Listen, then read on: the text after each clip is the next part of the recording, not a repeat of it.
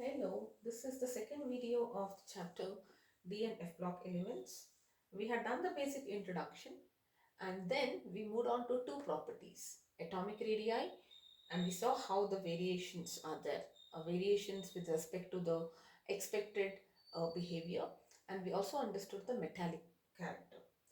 Now let us move forward and understand the next property, and that is going to be enthalpy of atomization. We are going to study them collectively, all right? Then melting point and boiling point. Because all of them are interlinked and they are um, the trend is quite similar. That's why we are studying them collectively. Now you know what is melting and boiling point. Let us just revisit the definition of enthalpy of atomization. What is enthalpy of atomization? It is that energy we need, which I need to supply to atomize, or to, if there is a molecule, I need to supply energy to break such that I get atoms in the gaseous state. So that energy I need to supply to a substance.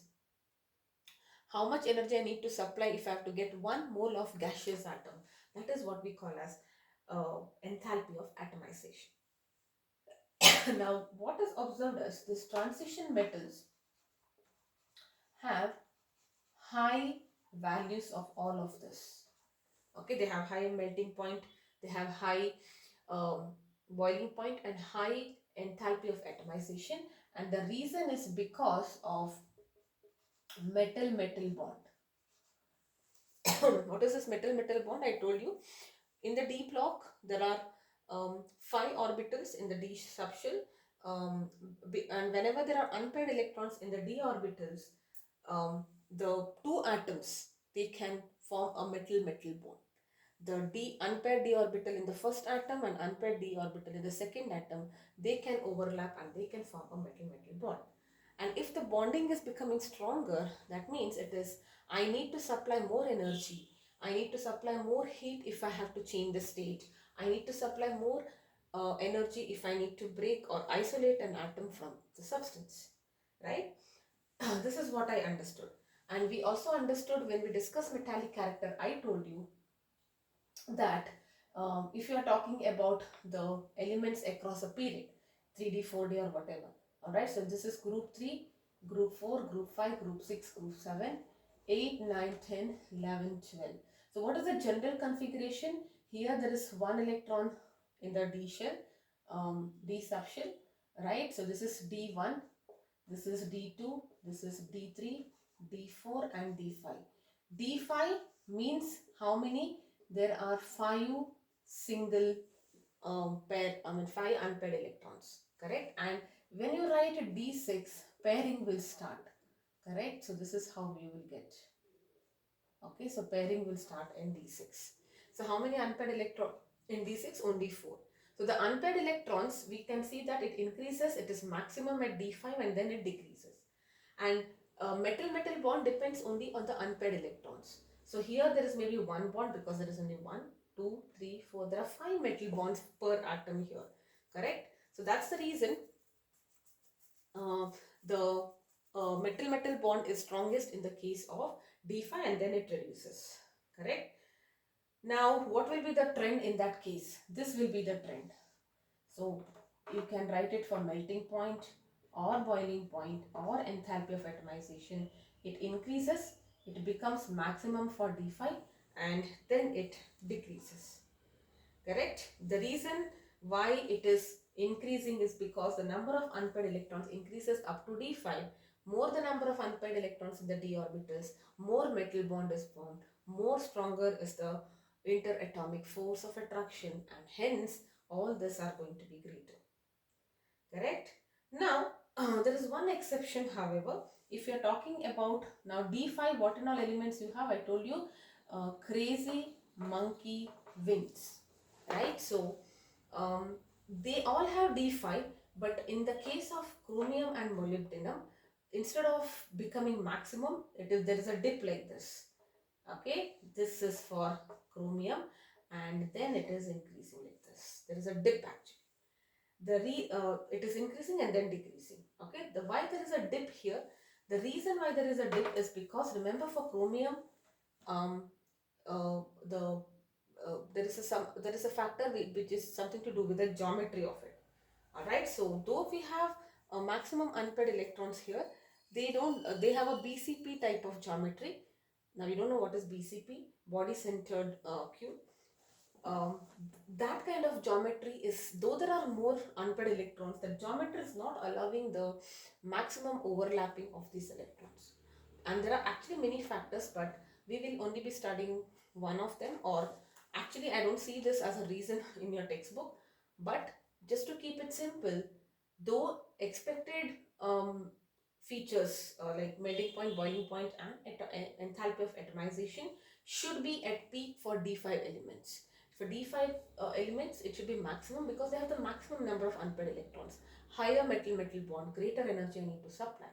But on the contrary, there is a dip, and the reason is because of their different geometry. That is, they have a BCC kind geometry.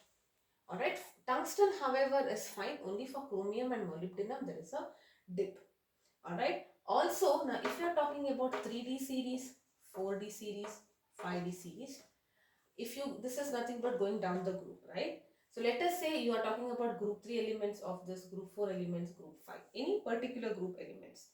Metals of this the second, that is 4D series and the 5D series, they have a greater melting point, boiling point, and enthalpy of atomization.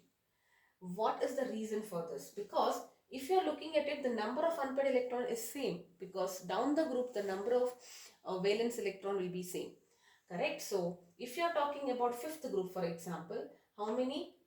3D, 4D, 3D, 3, 3D, 4D, 3, it will be 5D, 3.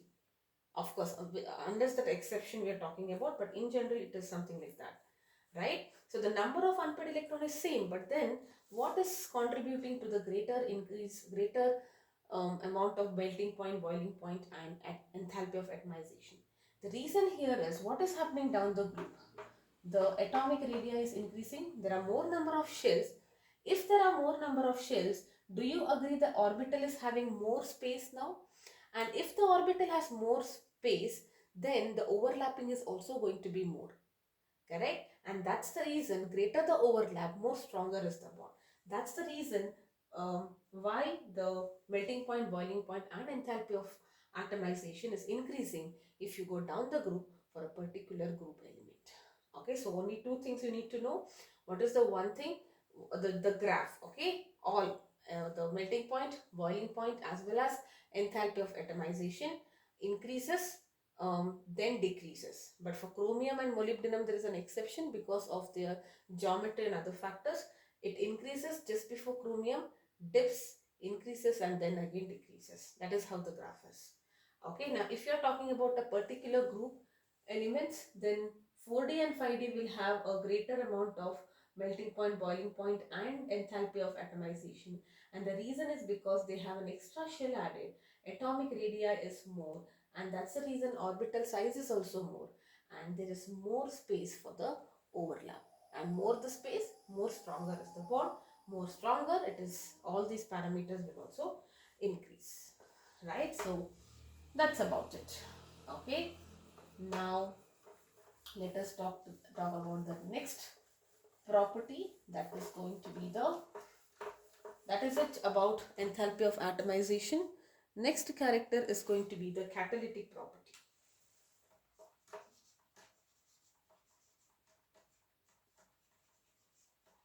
Okay, catalytic property. Now, if you have seen earlier, most of the D block or the transition elements, they act like a catalyst. You might have studied hydrogenation of oil. Nickel is the catalyst. Platinum, palladium, vanadium, iron, all these are good catalysts. So what is a catalyst? It is a substance, okay, which will increase the rate of a reaction. Rate of a reaction means how fast this reaction is happening. Rate of a chemical reaction. Okay, it is a substance which increases the rate of a reaction without undergoing any change. It itself does not actually become a part of the product. Okay, there is no permanent chemical change. So without undergoing permanent chemical change. You've already studied this in chemical kinetics, but since we are talking about transition elements, we are going to understand what is so special about transition elements that they can act like a catalyst. Alright, now the reason why transition elements can be acting like a catalyst, you have uh, two reasons mainly. So first reason is because of their variable oxidation states. Now this part is something which we will learn later. Alright, so because now you might have little bit, I will tell you, you already know that iron has Fe2 plus, Fe3 plus, two oxidation states. Actually there are many more. Copper has Cu1 and Cu2 plus, right? So they have variable oxidation states, and the reason why they have variable oxidation states is because um, there is d orbital as well as there is 4s orbital. So they have a lot of options. That's the reason this electron can jump from here to here, and that's the reason why you have so many variable oxidation states. Okay, now oxidation states, why and all that will come later, but at this we are only trying to understand why are the transition elements, what is so special about transition elements which make them as a catalyst. Correct. So first point is they have variable oxidation states, because of which, how is that helping these transition metals? Okay, these transition metals like nickel and all that, they form an intermediate complex. You already studied this in chemical kinetics, right? So they form an intermediate complex when they react with a reactant, and this intermediate complex is having a lower activation energy. Okay, what is that activation energy? That energy which the molecule should possess, so that minimum energy, so that they can collide and result in the formation of products. Lower the activation energy means that is like a threshold. If the minimum value is smaller, many molecules can overcome that barrier and they can form products. And what is the meaning of forming more and more products? That means the reaction is happening faster. Correct. So that is the reason why adding a catalyst increases the rate of a reaction. What are these catalysts doing? We are talking about transition metals. They have variable oxidation states, because of which they are in a position to form an intermediate complex which is having a lower activation energy, and therefore when I say activation energy is lower, that means many reactant molecules can overcome that barrier and they can become products. Correct. So this is one reason. Second reason is that they provide a large surface area for adsorption. We have studied this in 10th grade also, for adsorption of gases which are reactant. Right. Now let us understand some example that you have.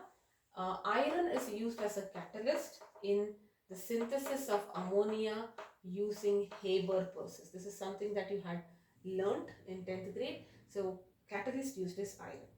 Similarly, you can use vanadium pentoxide as a catalyst in the synthesis, that is called of in the synthesis of sulfuric acid, and that is what we call as contact process.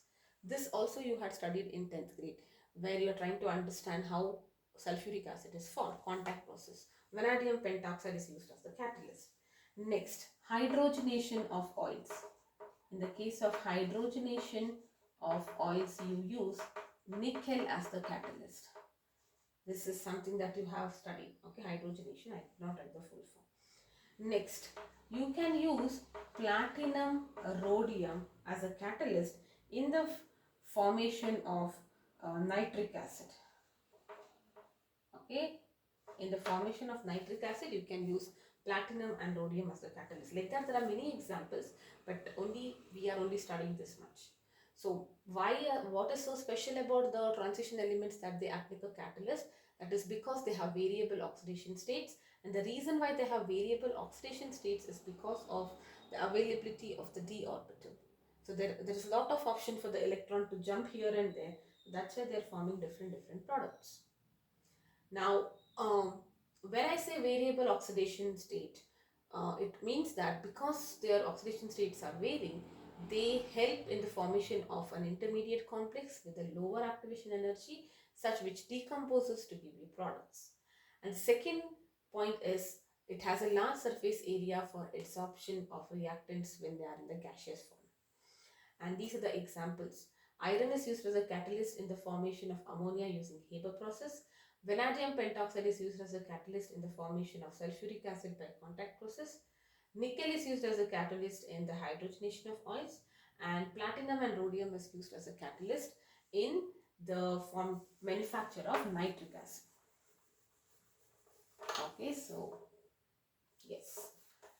Now let us, that is it about catalytic properties. So we discussed two properties in this video. We started with enthalpy of atomization, melting point and boiling point. The curve is like this. And we also understood the catalytic property, why transition elements act like a good catalyst. The next thing here which we should learn is the magnetic properties. Alright, so generally if you look at the transition metals, they are generally paramagnetic in nature. And when you mean, what is the meaning of paramagnetic? If you take any D block element, let us say you are taking scandium or something, okay, they will be weakly attracted by a magnet. Okay, so imagine this is the magnet. So this is my scandium. If I bring a magnet near scandium, it will weakly attract. It is so weak that we cannot actually feel that it is magnetic, but it is very, very weak. There is a force of attraction, weak force of attraction. And in physics chapter, magnetism and matter, we had discussed what exactly is paramagnetic, diamagnetic and all of that, getting into the details. Remember I told you for diamagnetic, the net dipole moment of an atom is 0, right? So for each of the atom it is 0, but when you have many atoms, each one is 0, so the resultant is also 0. But when there is an external field, they all orient like this, correct? They might have been like this and like this, they would have cancelled. But in the presence of external field, they will orient in a opposite direction, such that the overall result is in the opposite direction to the field, and that's the reason there is a weak repulsion in the case of diamagnetic. In the case of paramagnetic, what is happening? Individually in an atom, the net dipole moment may be 0. But if you are talking about different atoms, the net magnetic moment will not be 0. There is a resultant magnetic moment, and when it is under the influence of an external magnet, they all get aligned in this direction. So that's the reason they are having, this is the external magnetic field, the resultant is along the direction of the external field. That's the reason they are weakly attracted by the magnet. Okay, that's what we see. Now if you are talking, there are some elements like iron, cobalt, nickel, which are not just paramagnetic but they are ferromagnetic. Ferromagnetic means they are strongly attracted by a magnet. Okay, so you know iron, it attracts magnet, cobalt and nickel are also magnetic in nature, and that strong attraction which we can see is what we call as ferromagnetism. Right, now we will understand, we are not going to understand ferromagnetism as such. We will only understand the concept of paramagnetic. How do we check whether it is paramagnetic or diamagnetic? We take the help of, now there are two kinds of spin quantum number and orbital spin quantum number and orbital quantum number, but we are only worried about spin magnetic moment and orbital magnetic moment, but here we are only discussing the spin magnetic moment. So the dipole moment is calculated using the formula n into n plus 2 under root Bohr magneton, where n is the number of unpaired electrons. That means if you do not have any unpaired electrons, everything is paired, you don't have a single unpaired electron, everything is paired, in that case it will act like a diamagnetic substance. Whereas if there is even one unpaired electron, two unpaired electron, you see the trend, D1 to 10, except for the last thing, everything is, and last but one, everything else is having at least one unpaired electron, and that's the reason it is paramagnetic. Alright, so this is how you calculate the magnetic. Now if they ask you to find or calculate, if there is an MCQ question, you just have to remember if n is 3, mu val b is equal to 3 point something. Alright, that is the hint I can give you. If n is 4, number of unpaired electron is 4, then the resultant magnetic moment is going to be 4 point something. Okay, so that is the hint that I want to tell you. That is it about magnetic. Now, what are they trying to say here is, another interesting thing before we go to the next point is, the Earth's magnetic field is because of the presence of liquid iron in its core. There is lot of liquid iron in the core. Why it is in liquid form? Because of the high temperature, and that is the reason why Earth itself is a magnet. Alright. Yes. So we are, how do we check if it is para or di? We write the configuration. If there are no unpaired electrons, everything is paired, then it is diamagnetic. If there is at least one unpaired electron, then it is going to be paramagnetic. Alright, so the next property is formation of complex compounds.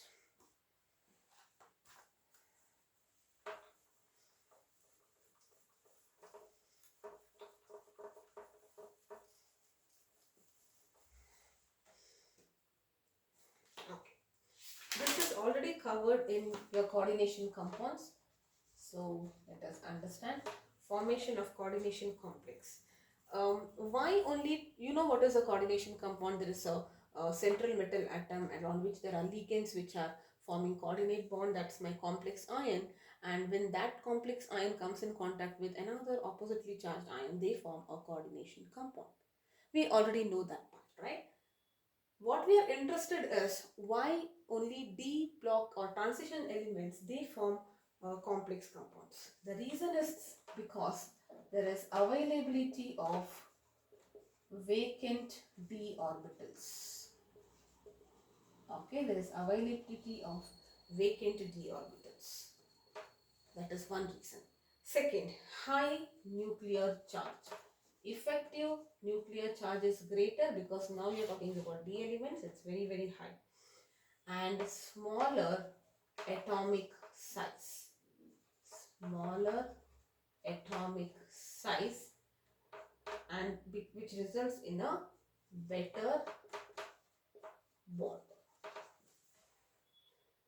Alright, so the size is very small. The central metal atom, if it is smaller, whenever somebody is forming a coordinate bond, it is giving electron, it can hold it better, and that means it is a stronger bond. Okay, so these are all the reasons why transition elements can form coordination compounds. So what they do, the vacant orbitals, the vacant d orbitals, what they do is they can accept a pair of electrons from the ligands, and that's how they form coordinate bonds. The tendency to accept lone pair of electrons to form coordinate bonds increase with the increase in the nuclear charge and decrease in the atomic radii. Right? So, if the atomic radii is smaller, then, let me write it, if the atomic radii is smaller, then it can form better, it can better form better compounds. Okay, and if the nuclear charge is greater, then it can form better compounds. Now think about it, if the nuclear charge is greater, that means the nucleus is stronger, so it is able to pull the electrons. The size is smaller, better it can hold. Smaller atomic size is exactly whatever we have just now discussed. Correct? So that is it about complex formation of complex compounds. Alright, let us talk about alloys. Alloys are homogeneous solid solutions. You have studied this in your 9th grade also. Homogeneous solid solutions. It's a solution made up of two solids only, and it is homogeneous. But when manufacturing or preparing an alloy, it will be in the liquid state, and later it is cooled down to be converted as a solid after it cools down. Alright, now what is so special? Why d block elements or transition elements only they form alloys? Alright, now they have uh, the d block elements, they have similar atomic size, due to which atom of one element or one metal can easily occupy the crystal lattice of the other. Very, very interesting. Why are they able to form alloy? Let us say you are having element A and element B and there is an alloy. Alright, so this is the arrangement, right? So let us say they are solid, they are arranged like this. This B, when it is melted, it can easily occupy this spaces. Alright, so the um, D block metals have similar atomic size, due to which atoms of one metal can easily occupy the crystal lattice of other, and hence, in other words, we say the transition elements are miscible with each other in the molten stage and they form alloys. What will be the property of alloys? Alloys are generally harder. They have higher melting point than the individual compounds most of the time, and they resist corrosion as compared to individual. Okay, there is an advantage if you form alloys. It becomes more harder. They will have a larger melting point and they can resist corrosion better. That's the reason why iron is converted into steel. Metals like chromium, vanadium, molybdenum, tungsten and manganese are used in alloys of steel and stainless steel. I just now mentioned. Alloys of transition metals with non-transition metals also is possible, like for example copper with tin, copper with zinc. This is brass and this is bronze. Here the one of the element is a transition element and these are non-transition elements. Even they can form this kind of a alloy is also possible, because ultimately whichever is smaller, that particle will enter the intercellular spaces in the case of the bigger act. Yes. Alright, so that is it about alloys. I will end the session now. So you will be dealing with other concepts like interstitial formation of colored ions, and then you have to do what are the other things? Ionization enthalpy, which is a little vast, oxidation state, which is also a little vast, standard electrode potential, and chemical reactivity. Okay, so that completes the entire D block elements, and then we will move to the F block elements. Yes, bye bye for now.